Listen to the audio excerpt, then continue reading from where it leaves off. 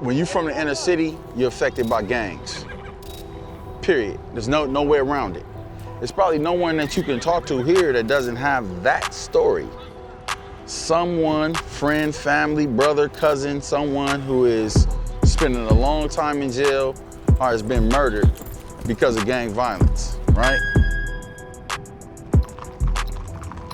I was cooking in the kitchen and I heard the gunshots. And when I went outside, my son had a bullet in his head. Was he a gang member? No, my baby was a good boy. He played football for Norbound High School. He was a good son. The only way it saved me is horses. Really? Horses saved me. I did 6 years behind the walls, from 04 to 09. Wow. My homie gave me a horse, literally gave me a horse, and I never looked back. I've been out of the bad era for almost 22 years.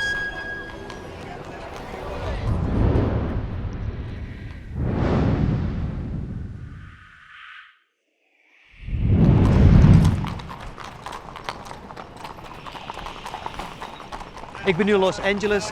Veel gangs hier, veel pistolen op straat, veel geweld. Deze jongens willen dat die jongeren die hier opgroeien door middel van een paard van de straat afblijven en vooral uit de handen van de gangs.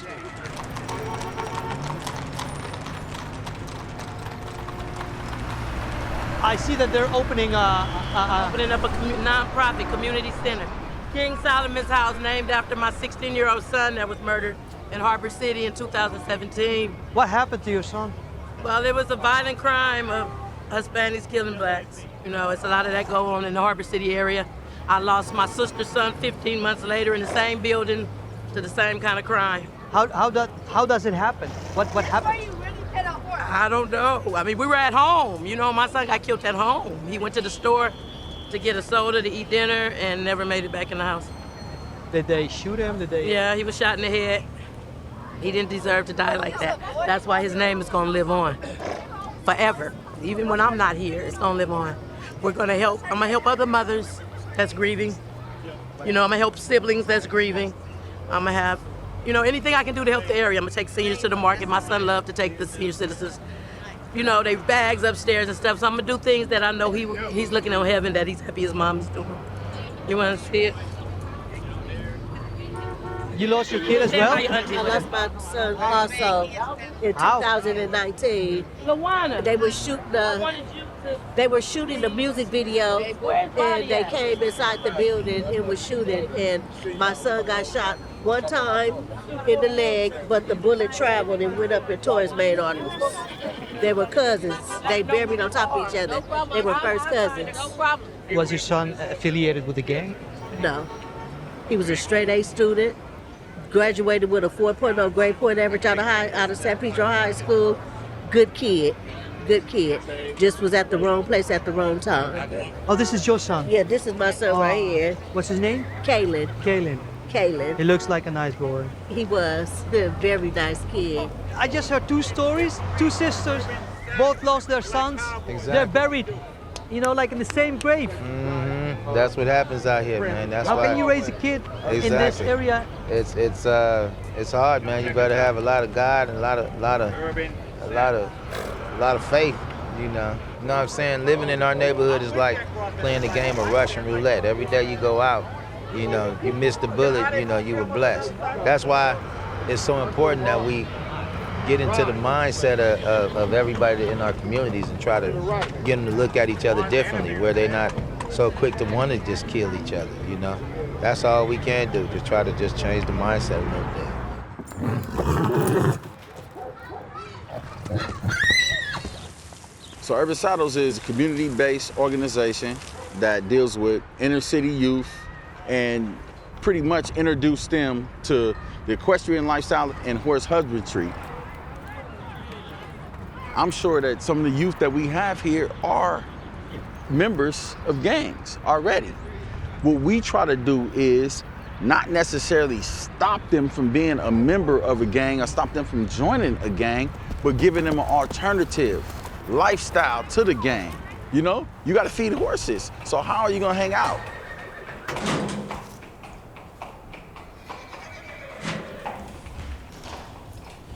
I want you guys to tell me something that you learned. Something, you know? So did anybody remember anything today? I learned about cleaning poop. Cleaning pool? And then you can feed the horses. You can feed the horses. Okay, what's some things that we can feed them? The hay. And then you could, What's that piece that's sticking up on the saddle that they asked y'all to hold on to? No. What's the name? Nobody knows the name? It's called the horn. Saddle horn. Yes, that's the saddle. So why we call ourselves Transformers? Because at the end of the day, we are going to transform into Cowboys and Cowboys. Hey! All right. That's what I'm talking about. Okay. Thank you. Oh, yeah. Oh, yeah. It's like a dog, you know? Like, all right. How was your time growing up here in South Central? South Central was and still is. I can't even say was, because now it's probably even worse than it was back then, for sure. But it was a time when gangs was hitting the streets, you know, heavy. Drugs had hit South Central real heavy, you know. So we all got caught up in the life some kind of way. Either you were gang banging, you were using drugs, you were selling drugs, you were doing something, you know. See, so the 80s was like that time when you got all of these people that had nothing. All of a sudden, you got all this money in the community. And then so, you know, you had a lot of deaths springing up. You know, people wanted to kill for neighborhoods, wanted to kill for money, kill for, you know, territories where they could got their products going.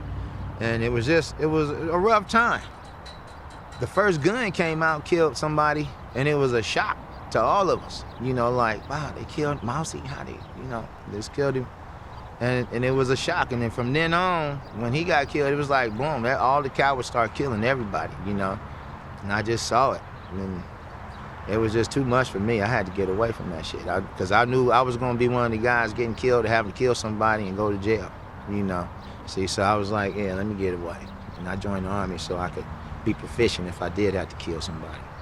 But how is the situation at the moment in South Central, like for the new generation and for people growing up there? Is it better or is it getting worse?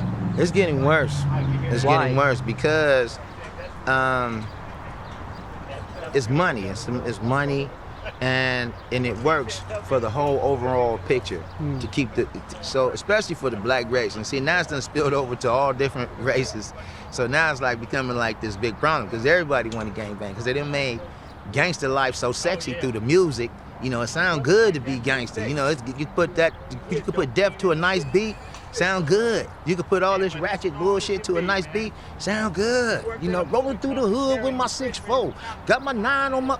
You can make it sound good. Like you got the kids like, yeah, I need me a 9mm. I need to roll through the hood. I need to. You understand what I'm saying? It sounds good. So they done made it sexy. They made gangster living wrong the right thing to do. So now wrong is right and right is wrong. You know, they wanted to have that nice, glamorous Rolls Royce life.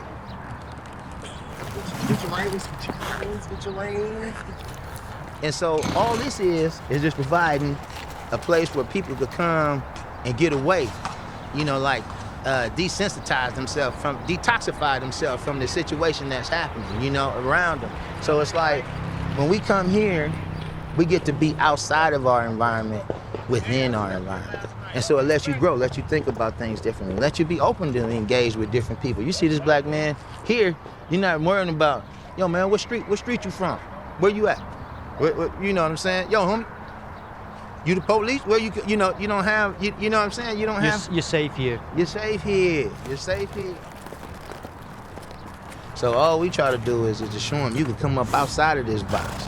You don't have to be in this box. You don't have to think your world only consists of this street and that's it. And everybody that's not with this street isn't part of your world. No, we're all part of your world.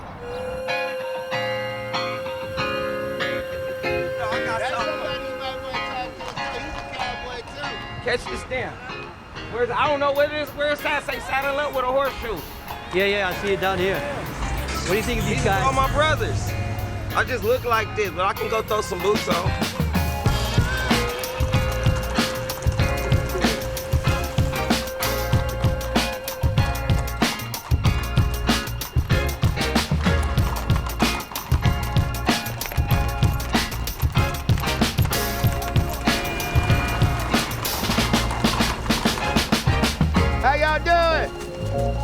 said she coming to the state.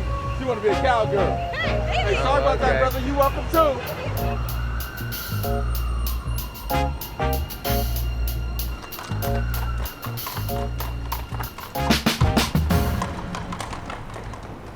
How long have you been with the Urban Saddles? I've been with Urban Saddles since it started. Wow, cool. Since it started, yeah. What made you go over there? The lifestyle I was living before wasn't good. Living in the streets and doing things that, you know, certain people wouldn't do. How old were you when you entered that life? Oh man, I was born in that life. It wasn't no choice. I was born in it. You know, my dad, my mom, you know, that was part of that life. So, you know, I grew up and seeing it already, and it developed, like, you know, in my body. And once my brother got killed, it was just something that I took a toll to, you know, the streets. And when you say, like, my parents were in it and my brother, were they in a gang? Or? Yeah. It's like I said, part of our environment. They grew up in it. I grew up in it. And right now I'm trying to break the cycle, and that's what Urban Saddle is for, you know, me to break the cycle for my kids. I got boys, so I don't want them to follow my footsteps down that road that I went to. It's not gonna get you nowhere, man. Dead or in jail. And that's the only thing that's gang banging promise. Death or prison. So when was the moment that you thought, you know what, fuck this life, I'm out of the gang, I don't want to have nothing to do with this? Yeah, when I got shot. You got shot? Yeah, I got shot. Where did they shoot you? I got shot in my leg. Oh. When I got shot, it was like, yeah. Like I had just put my son in the house, and you know, they came by. I was going to go get him something to eat, and they came by shooting. You're lucky to be here. Yeah, I'm real lucky. Real lucky. Slow down, cowgirl. Okay, Buck, you go? All right, for sure. All right, big dog. All right, cowboy. In what part of LA do you live? We live in Lakewood, so we moved right outside of, we used to live in South Central LA, and we moved because we had a son. So we didn't want him to grow up with the same things that my husband had to grow up with, you know, the gang activity and the like, when you're growing up there, they expect you to be from there or to represent the gang. So if you don't want to, that becomes a problem. So like even Fat Pack, because he didn't join the gang life and decided to ride horses and stuff like that, that was a problem. Hey, get on, cowboy! We didn't want our son to get killed, to get shot, or be jumped into a gang, you know, that type of thing, because then it leaves you no choice. Then you might have to get a gun to defend yourself because these things are bothering you or coming at you. So for us, when we had a son, we knew we had to get out. Go, Jay, Cowboy Jay, come on, speed up, cowboy. Yeah.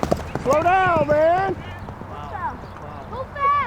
And what do you want your son to become? Oh, whatever he wants to become. It's not a thing where I want him to become. It's what he want to become. You know, I'm not here to say. I mean, what we're here to do is just give him like positive experiences. So as parents. As parents. So when he do get in an environment where he figure out what he wants to do, he might not want to do what I like to do, like you say.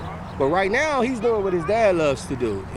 And what his dad loves to do accidentally and on purpose is putting him in an environment where it's positive, it's a lot of good role models, a lot of good people. A good example. Definitely, yeah, good examples. And I think that they also show you can do a variety of things as an African American, not just be confined or defined by what society tells you are. You got robbed for your horse, huh? And are you happy now with the Urban Saddles and with the way things are going? I love it, man. I love it. I wouldn't trade it for the world. I wouldn't be here if it wasn't for Urban Saddles, man. It's a brotherhood. It's a bond, friendship forever, you know. Like, you know, it's a backbone. This is a totally mind-altering experience that we're doing here. It's more than the horse. When you find the kids that come and they inflicted by whatever they go through at their home, we try to show them something totally different. We don't even want to relate to that. So they can see, boom. It's a different life. It's a different, yes, it's a different. When I'm living, yeah, we right here. We look just like you. We in the same neighborhoods as you are. We right here, right down the street. It's not a different world. We in the same world. But we're totally not that. People teaching people to hate all day, every day, right now, as we speak. And I'm teaching them to love. And only think about that. Because that's all it's about. It's about loving each other, loving the animals, loving your life, that you even able to breathe right now, be in this space. Look at this. Look at what you see. You see what I'm saying? We out here chilling together. This is what it's about.